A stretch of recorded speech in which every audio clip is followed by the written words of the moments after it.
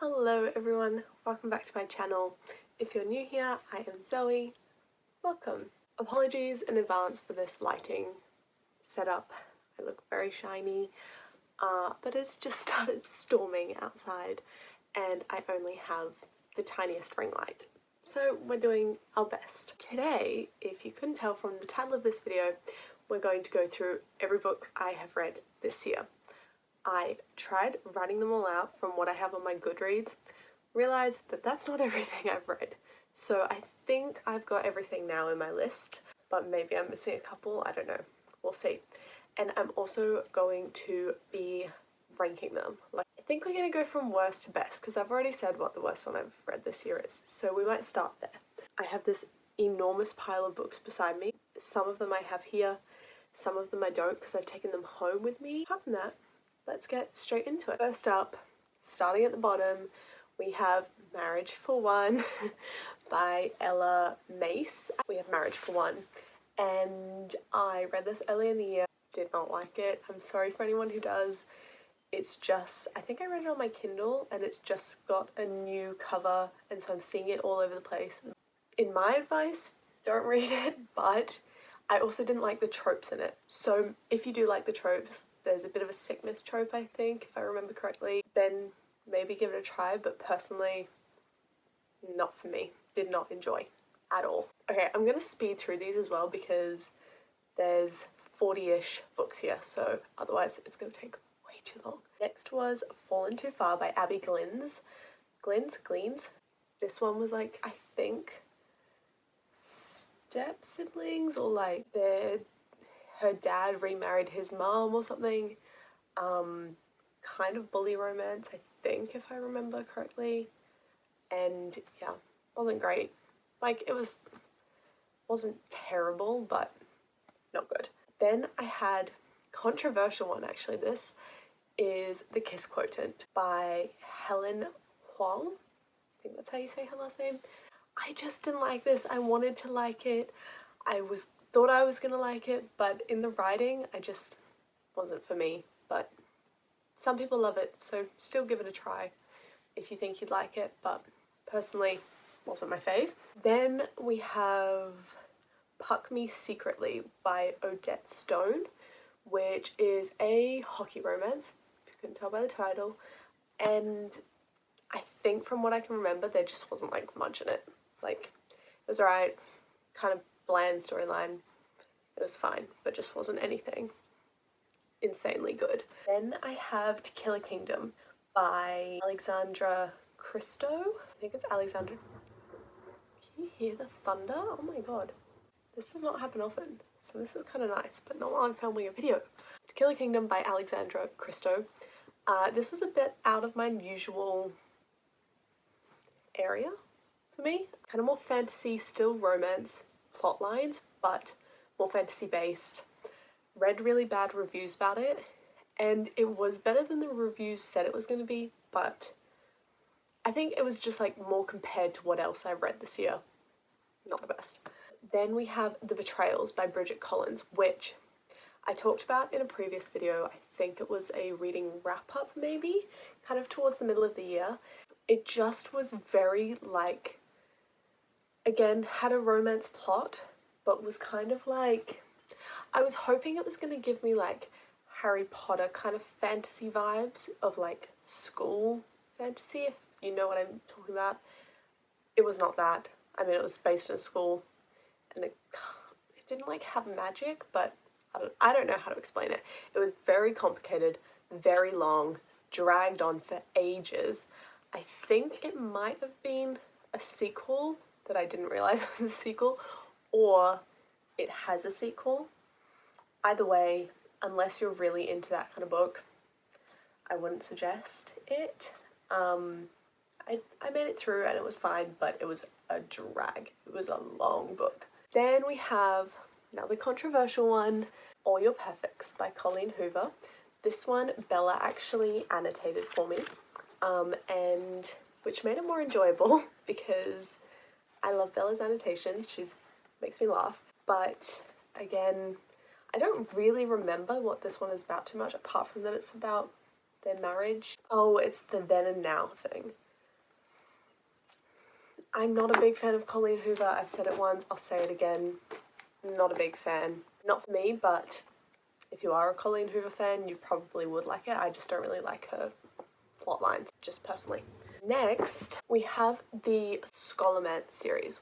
The first one's Deadly Education, and the second one is The Last Graduate. I bought these for my birthday, and when they say don't judge a book by their cover, this is why, because they had such pretty covers.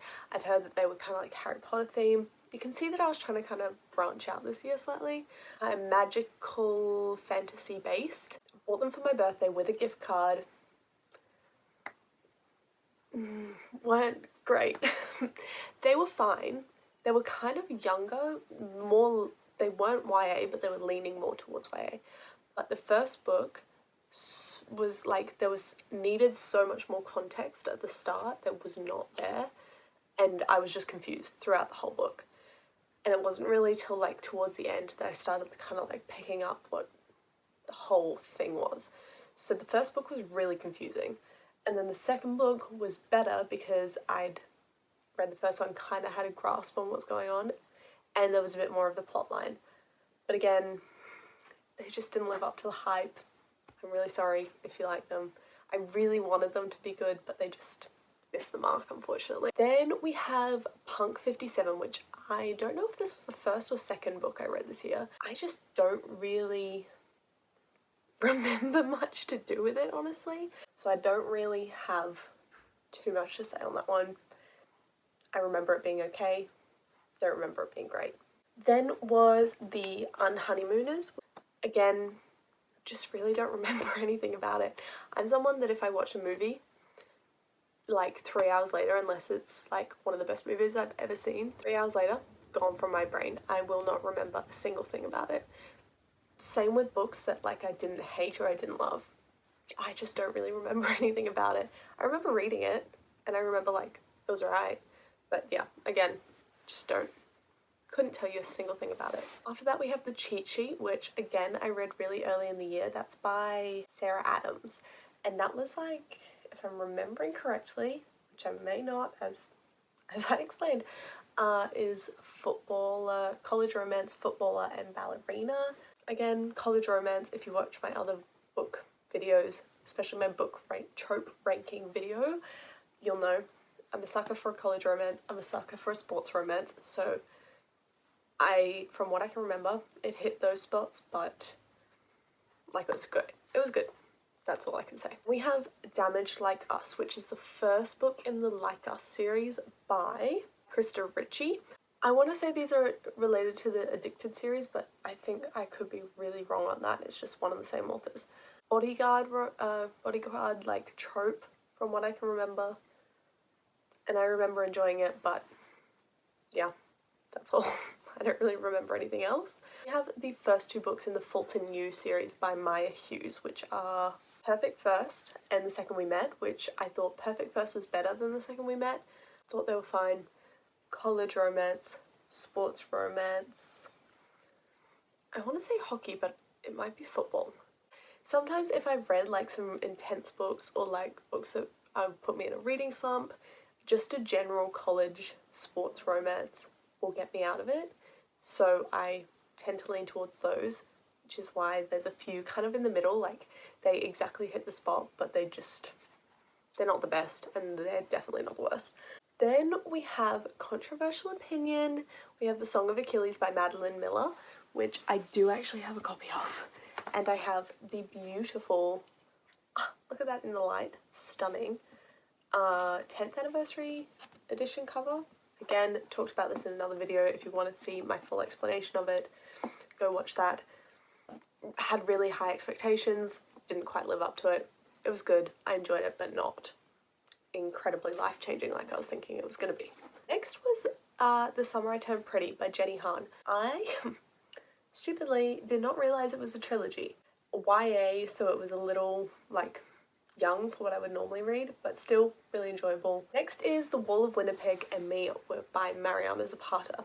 Again, like I said with Punk 57, this was either the first book or the second book. It's between the two. I can't remember what order I read them in, but read this at the start of the year. Started it with a very slow burn. If If you know, Mariana Zapata is the queen of all queens of slow burn, and this was definitely it. This is the only book I've read by her, so I don't know, like, comparatively how slow it is. I think this might be one of her slowest. This was like, got to 80% of the way through the book and they still weren't together. So it was good, but I will warn you, if you don't like slow burns, not for you. So yes, very slow burn, but it was good. I liked it. Next we have Love on the Brain by Ali Hazelwood, which I do have a copy of. And I bought this one, which has the annoying sticker. Why did they do this?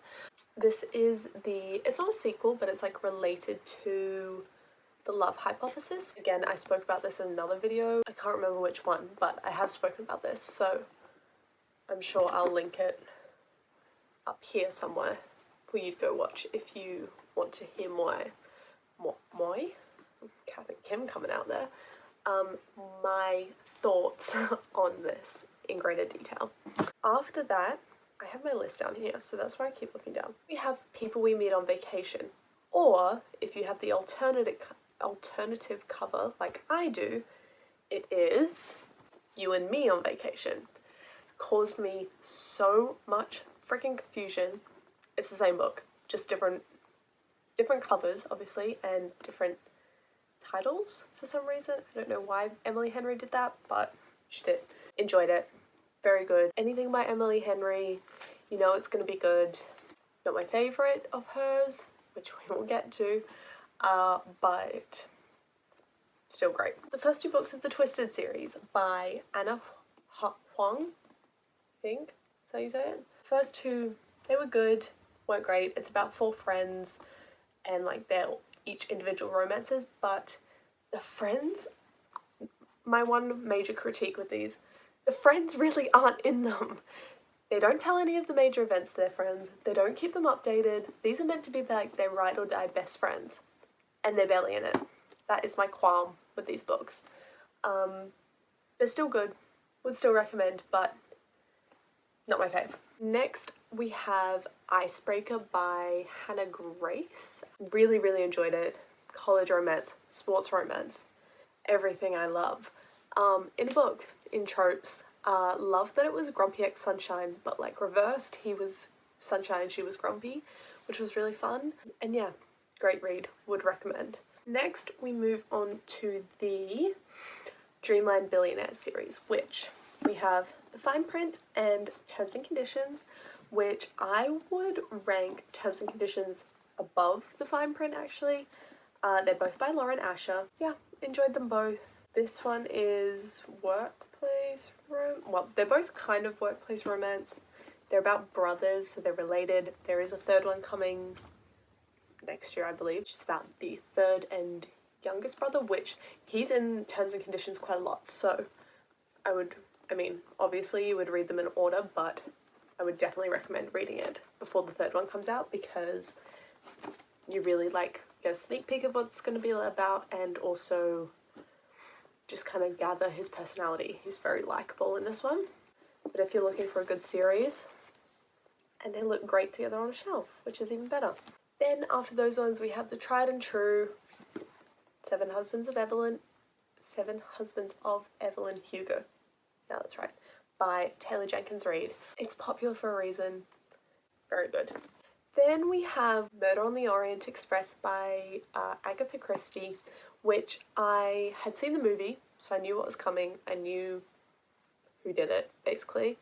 But a really great read. If you want just something, if you're into murder mysteries for one, would highly recommend.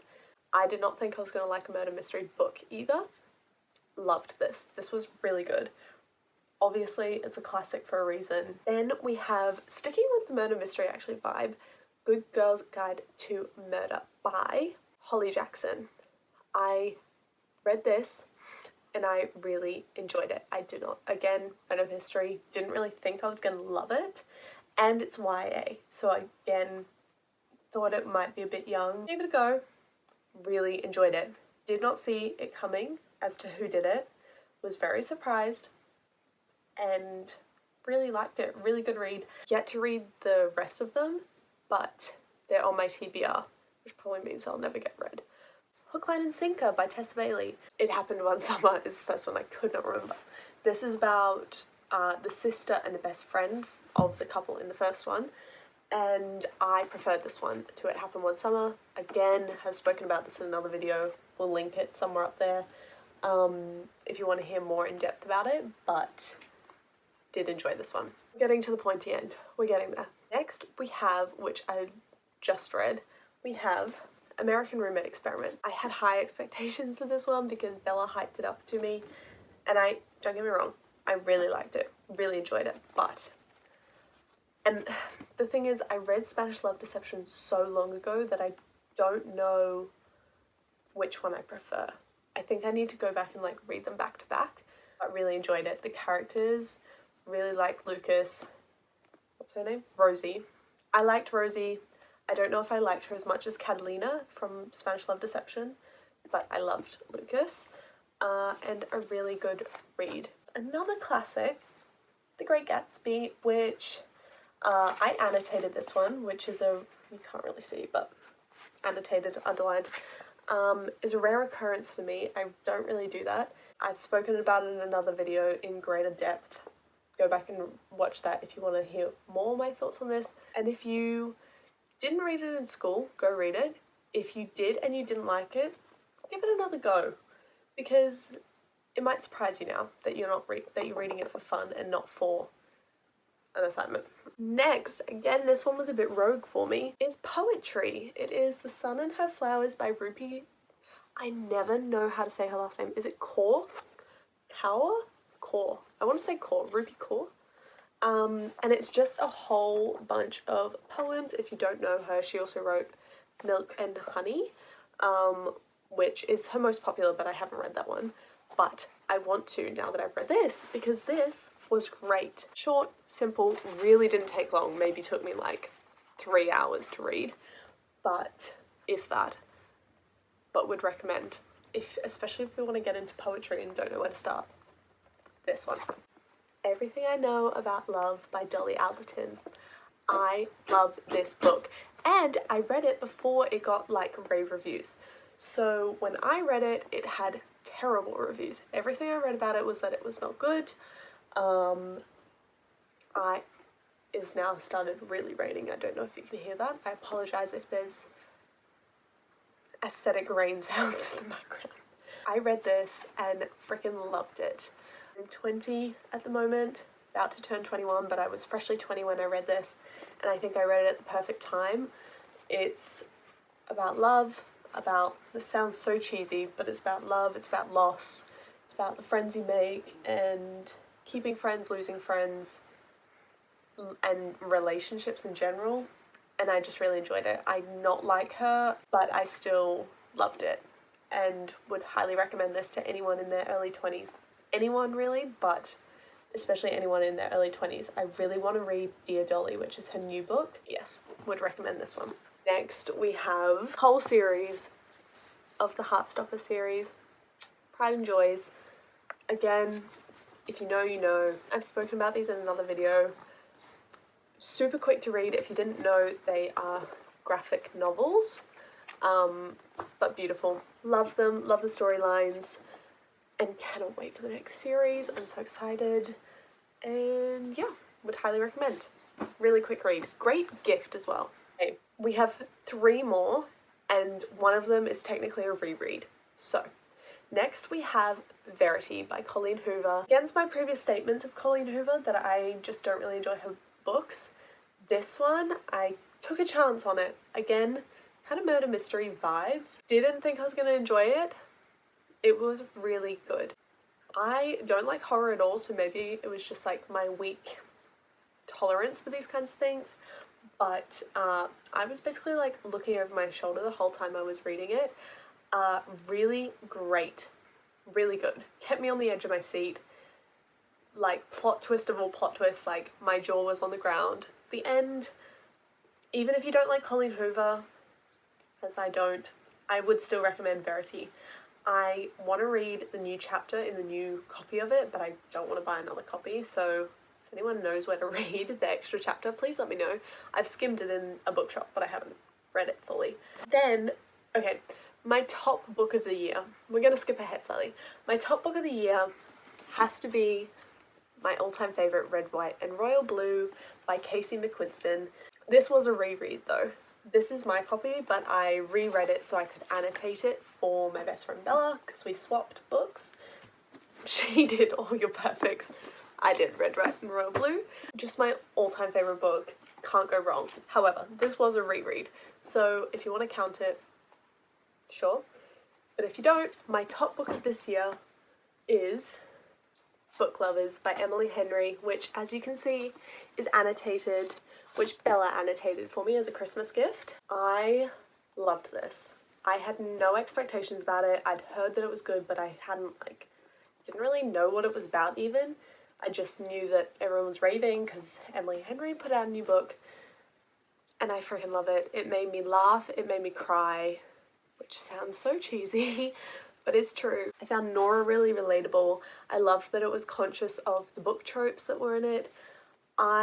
Some people don't like the epilogue. I quite liked it because it wrapped up on all the characters, which is something that I am often left wondering about, and I'm sure I'm not the only one, of what happens to the side characters or the siblings or the families of the main characters.